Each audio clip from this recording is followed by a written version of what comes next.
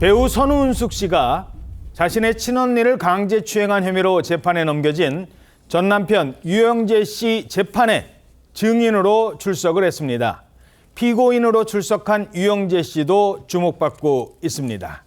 자, 먼저 재판에서 어떤 주장들이 나왔던 겁니까? 네, 어제 유영재 씨의 세 번째 공판이었습니다.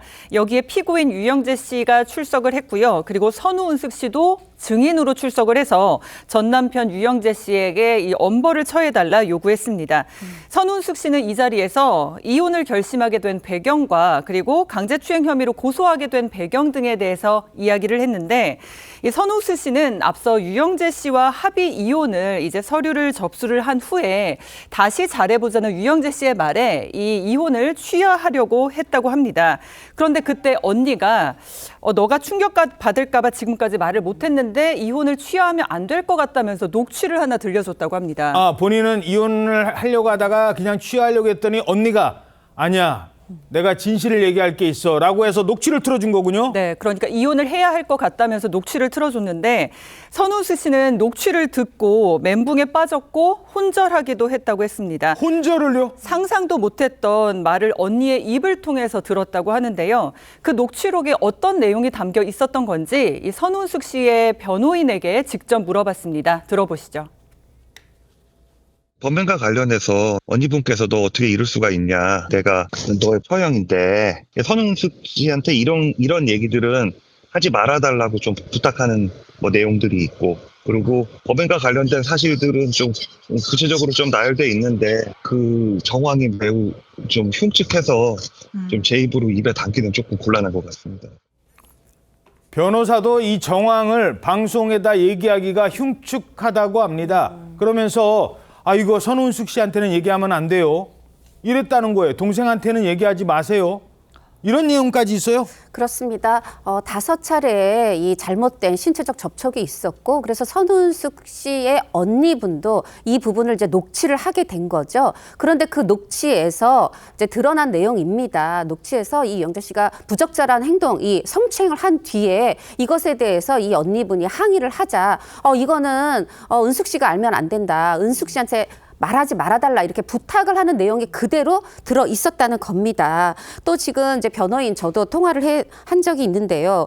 이제 그 변호인도 얘기했고, 사실 이제 선우은숙 씨의 언니도 이제 법정에서는 상당히 이제 구체적으로 증언을 했습니다. 그러나 이제 언니분의 명예도 있고 이게 2차 가해가 될 수 있기 때문에 변호인 말씀처럼 저희가 이거를 어떻게 구체적인까지 전해드릴 수 없는데, 제가 그 중에 일부를 전해드리는데 이거보다는 더 심하다고 이제 생각을 하시면 될 것 같습니다. 지금 이제 알려진 그 정도만 말씀을 드리면, 이제 이 언니께서 이제 저녁에 그러니까 함께 거주했습니다. 예. 그래서 이제 가사 도우미처럼 말하자면 내 일하는 동생을 위해서 다 이렇게 이제 밥을 다 차려줬던 거고, 이제 그런 부분인데, 그때 이제 방송일로 선우은숙 씨가 외박을 했던 날이라고 합니다. 선우은숙 씨가 집에 안 들어온 날? 이제 이 언니가 키우던 고양이를 데리고 이제 방으로 들어갔는데, 그때 불을 끄고 자려고 하는데 갑자기 유영재 씨가 들어와서 이렇게 자신을 밀치면서 이제 일로 와봐, 한번 안아줄게, 이렇게 얘기를 한 적도 있고, 또 어느 날 보면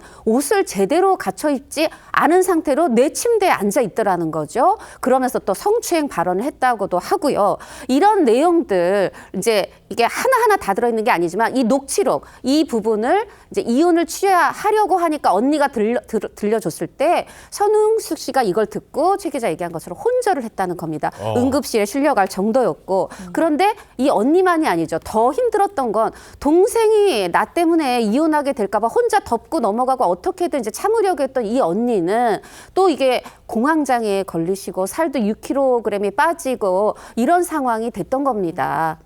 예, 그렇군요. 물론 법정에서 나온 이 선우은숙 씨 측의 주장이긴 합니다. 자, 게다가 또 하나, 이게 그동안 좀 충격적이었던 내용이 알려지지 않았던 내용 가운데 하나 포함이 돼 있었는데, 선우은숙 씨는 왜 이혼을 하려고 했었을까요? 전 남편 유영재 씨와 이혼을 결심했던 배경에 대해서 재판정에서 주장했던 내용이 있습니다. 왜 이혼을 결심했을까? 들어보시죠. 선웅숙 씨 증언에 따르면 본인이 이제 같이 결혼 생활을 할 때 다른 여자에게 뭐 잘자 사랑해라는 카톡을 이제 선웅숙 씨한테 걸렸다고 하더라고요. 그래서 이제 크게 싸우고 뭐 여러 가지 성격 차이 같은 것들이 원인이 돼서 네, 다른 여성한테 잘자 사랑해 이런 문자 메시지를 보냈다고요? 이건 또 무슨 얘기예요? 그러니까 선우은숙 씨가요, 어제 재판에서 유영재 씨하고 이혼할 결심을 했던 그 배경에 대해서도 설명을 한 겁니다.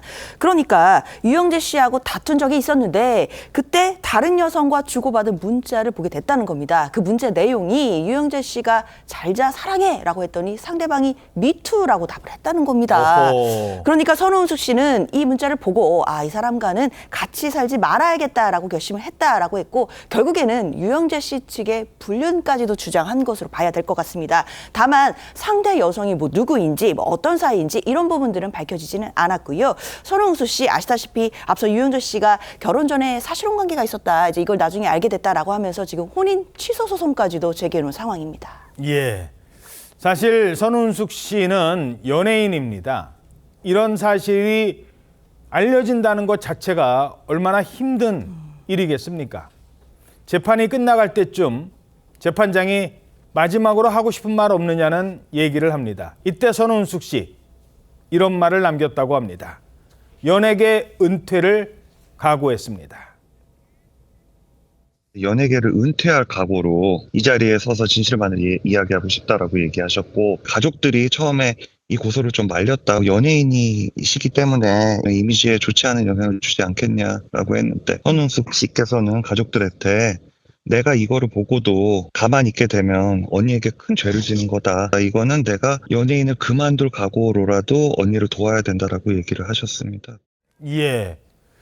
자, 은퇴까지 각오를 했다고요? 그렇습니다. 이제 선우은숙 씨가 언니한테 그 녹취를 들었잖아요. 혼절하고 이제 깨어났을 때 사실 처음에는 이걸 당장 신고하고 법정 대응을 해야 되겠다, 이 생각에 조금 망설여졌다고 해요. 왜냐하면 이제 첫 번째 결혼 후에 말도 되지 않는 이제 여러 가지 스캔들이나 루머를 겪는 걸 언니도 봤고, 언니도 그래서 사실은 이 부분을 참고 넘어가려 했던 거잖아요. 그래서 이제 이혼 소송을 취하하려던 걸 언니 녹취를 듣고 이제 이혼을 하게 됐으니까 이걸로 마무리를 할까도 생각을 했는데, 이제 그 이후에 유영재 씨가 방송하는 걸 보면서 언니가 이렇게 증을 느끼는 그런 모습을 보면서 이건 정말 아니구나 하면서 이제 언니 하고 싶은 대로 다 해, 이렇게 하니까 언니가 아니 또 너 이렇게 여러 스캔들 이런 거 휘말리면 어떡하냐 이렇게 얘기를 했다고 합니다. 그래서 본인 얘기가 딴 게 아니라 아니 내가 은퇴를 해도 되니까 언니 하고 싶은 대로 하라 했고, 사실 아들도 엄마 이거 너무 연예인으로서 잃을 게 많을 텐데 이렇게 말렸다 그래요. 오. 그랬는데 선운숙 씨는 아니 내가 여기서 지금 머뭇거리면 너희들 이모 시체를 보게 될 거야. 아이고. 소송해야 돼. 이렇게 얘기를 했다고 합니다. 그러면서 재판정에서 아까 마지막으로 하실 말씀이 뭡니까라고 물어봤다고 했잖아요. 선운숙 씨가 그 머뭇거렸던 자신을 얘기하면서 언니에게 미안하다는 말을 남겼다고 합니다. 예. 자, 뭐 어제 재판은 선운숙 씨가 이제 증인으로 출석을 했기 때문에 선운숙 씨 측 입장이 많이 알려진 겁니다. 자, 그렇다면 피고인 신분으로 출석한 유영재 씨의 입장은 알려진 게 좀 있습니까? 어제 재판에서 유영재 씨의 입장은 알려지지 않았습니다. 다만 그동안 유영재 씨는 자신을 둘러싼 의혹들을 모두 부인해왔죠. 특히 강제추행에 대해서는 죽어도 지워지지 않을 성추행 프레임을 씌웠다면서 강하게 반발하기도 했습니다. 앞으로도 관련 혐의에 대해 부인 입장을 고수할 것으로 보이는데 재판 진행 상황은 더 지켜봐야 할 것 같습니다.